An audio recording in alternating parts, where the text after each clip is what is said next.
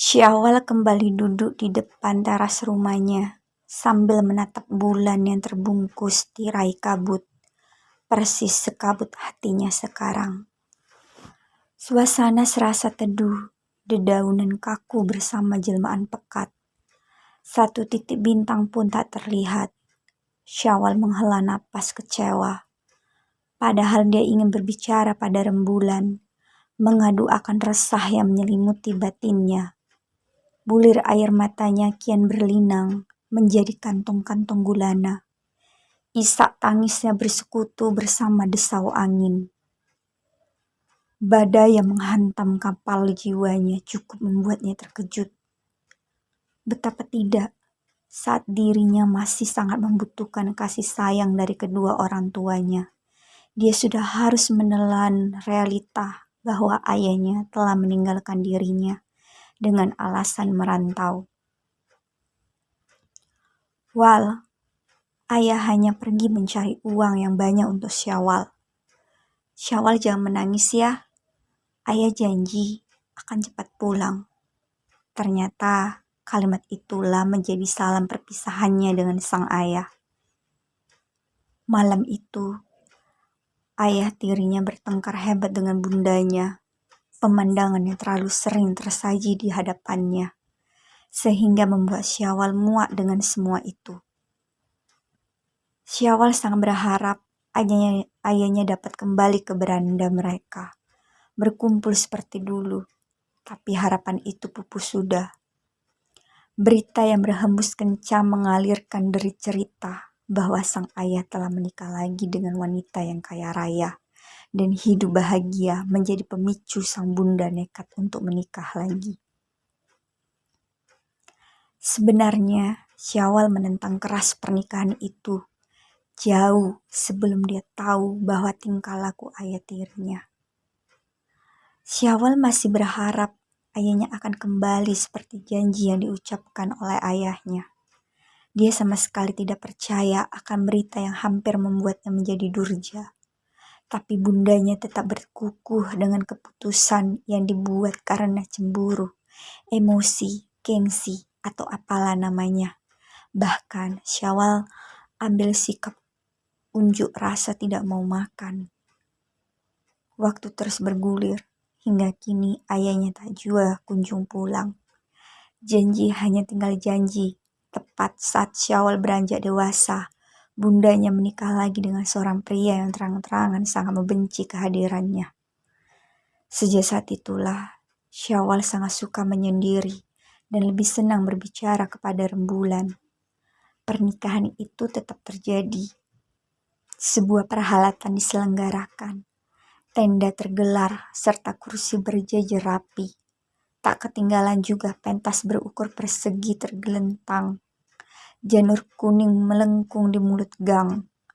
Nyanyian marhaban turut menggaung. Di ujung itu semua, Syawal membeku atas pernikahan itu. Dan dia yakin ini juga bukanlah kemauan bundanya. Ini terjadi karena keegoisan semata.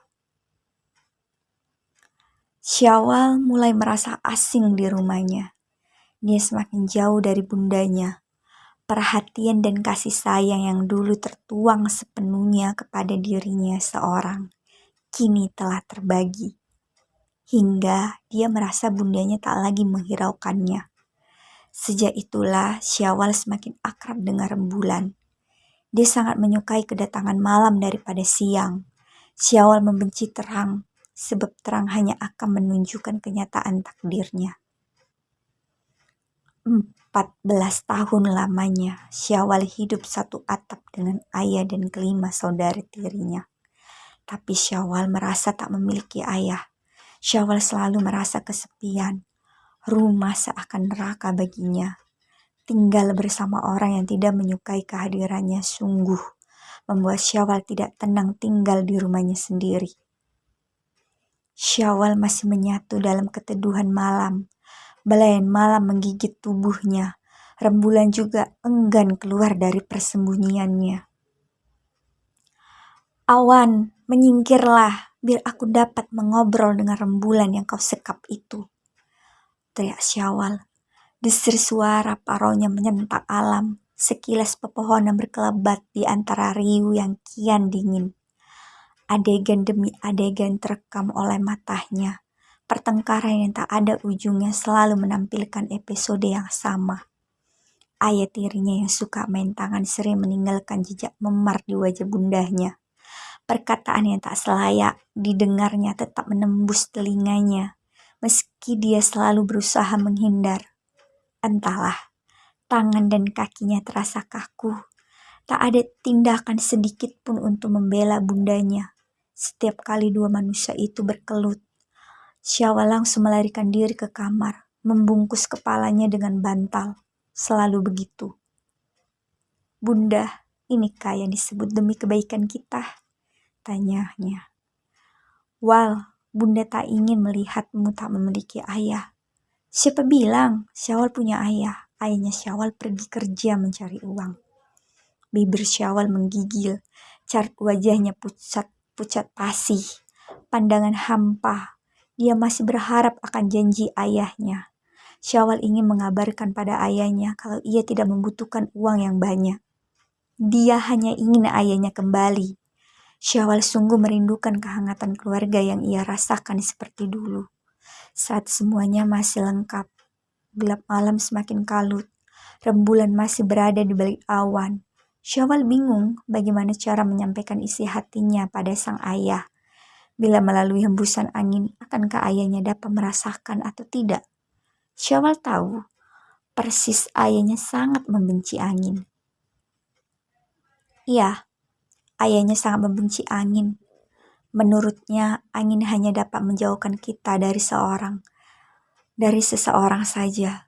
Dan letak angin itu selalu berubah-ubah. Karena angin, Syawal harus kehilangan neneknya saat ia berusia 5 tahun. Karena angin, ayahnya pergi.